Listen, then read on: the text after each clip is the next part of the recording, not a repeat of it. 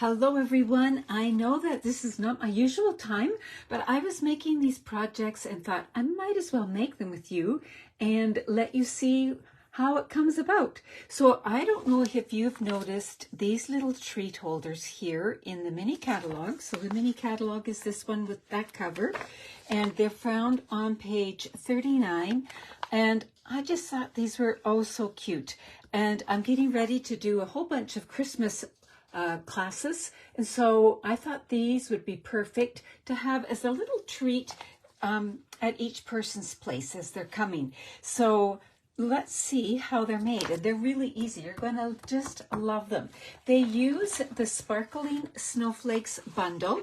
So this is the stamp set, and I showed you some samples from this this bundle on Monday night, so with Monday night stamping. So here is the stamp set. So it has not only greetings, it has solid images and the fancy or dainty images. So you can layer these up and they are really great. We're not going to worry about that today. Also has this fabulous punch. It's a tag topper. So if you look over here, it looks like that. And I'm just unlocking it and getting it ready. So in the catalog, they actually use the designer paper called One Horse Open Sleigh. So it is 6x6 paper, and in doing this for my class, I have actually used all sorts of papers. So you can change it up however you want.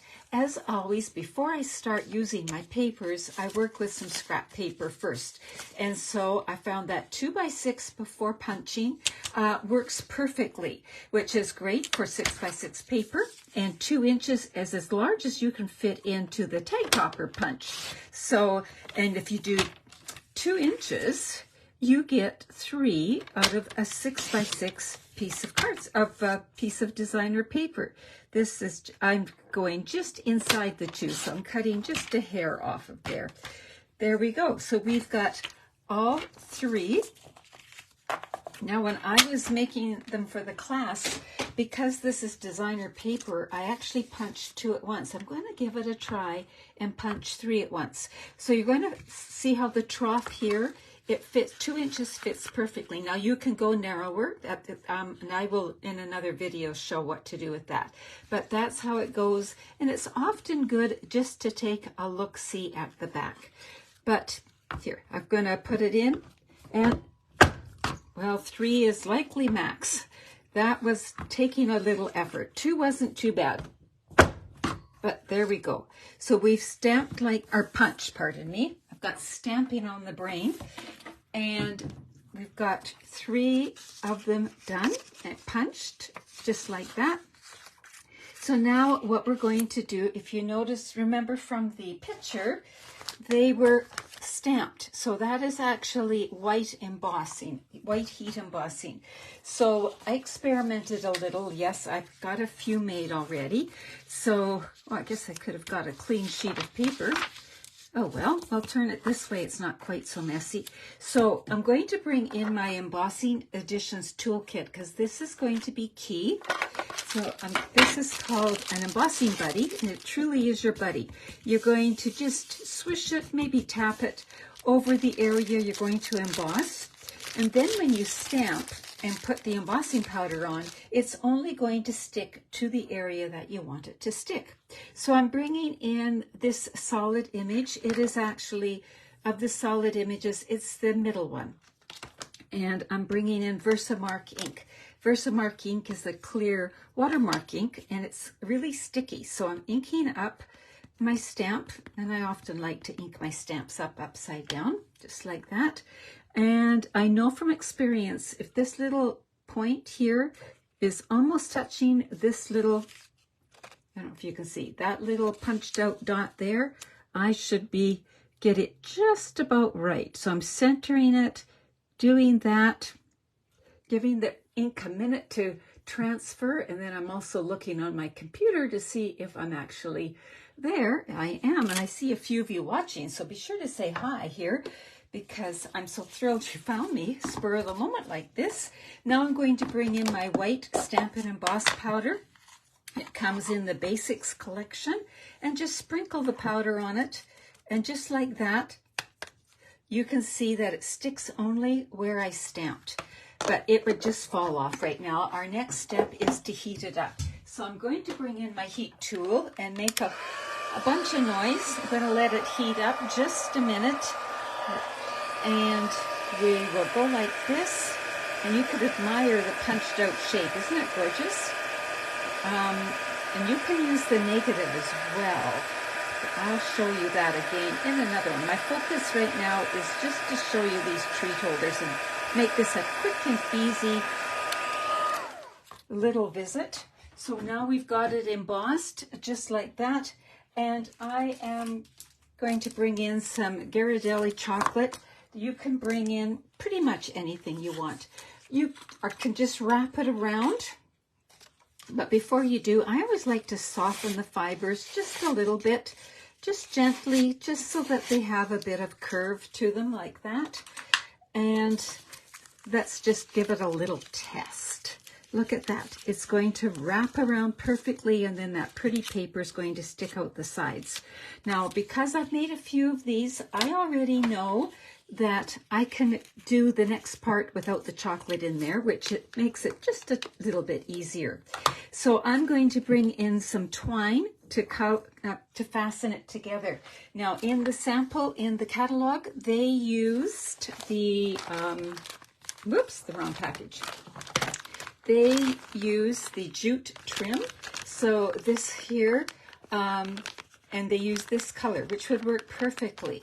So in this one here, I used this, which is from the other In Color package, the In Color Baker's Twine package, this here. So you can use whatever. You could use silver, you can use gold. Hi, Corey, so glad you found me. Hurrah.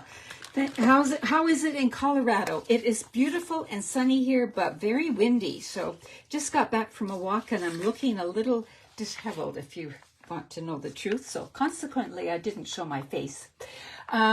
So you can choose whatever. So since this one has the twine, why don't I go with the Moody Mauve jute here? It just adds a pop of color.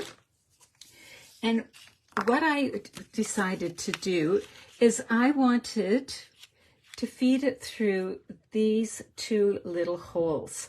Now, I don't know about you, but have you ever found when you go to feed ribbon and twine through, sometimes it doesn't cooperate very well? So the handy dandy little tool I keep are these dental flossing thread things. So you find them wherever they sell toothpaste and toothbrushes and stuff. This is like my giant needle. Now, it worked beautifully with this. This might be a little bulky. We'll see. We'll see how it works. So I'm threading a piece of my jute or twine, and I am going to see if it's going to, you know what? It's not going to go through that hole. I'm going to use the other just so I can show you how slick this is, because I use this trick all the time.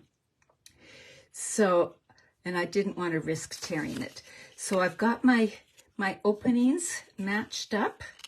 I'm going here and then just pulling it through and then coming back and just pulling it through. And then I didn't have to worry about it fraying or anything like that. And I'm going to now, I think that's about right for tying a bow. I'm going to wrap it around. And when I'm using twine, I actually, you know how you wrap, when you're, I'll start again here.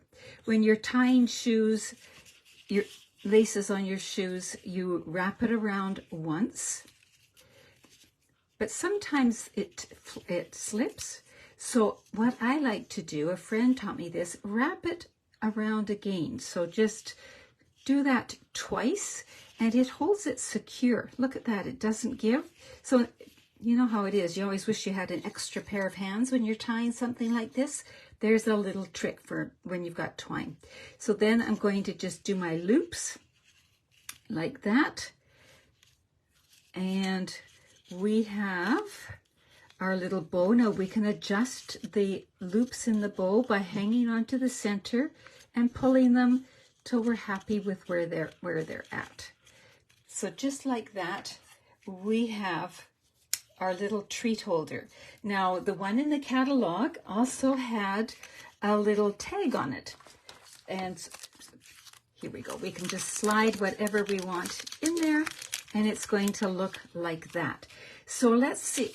I decided to bring in a little tag. I just cut, this is actually 5/8 by 1.5. And you say, well, how did you come up with that measurement?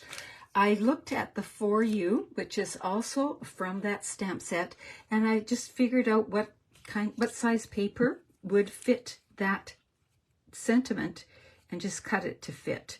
So you could cut it however you want, or maybe you have a tag punch or a tag die that you like to use, but we're just going to do this and stamp.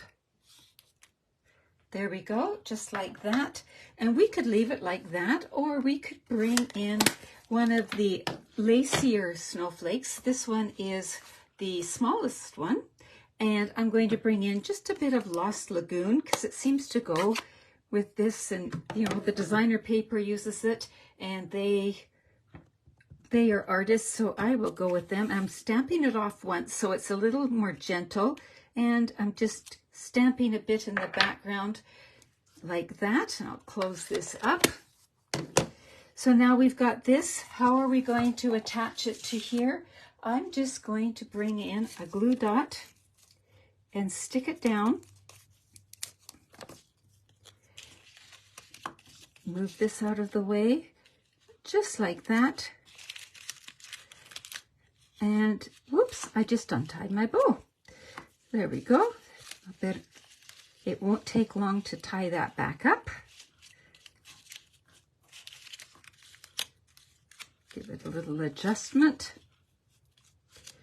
And I could trim the ends there, but I kind of like them going like that. And there we have it. Where did I put the catalog? Here it is here. So you can see here and here. So that is how they made those cute little treat holders, and those are going to be waiting for each person who comes to my class. And I'm going to be putting together a class to go as well, and so these might just find their way in that class as well. So hope that helps you and that you enjoy seeing how quick and easy those little treat holders were to make. So take care, everybody. Bye-bye.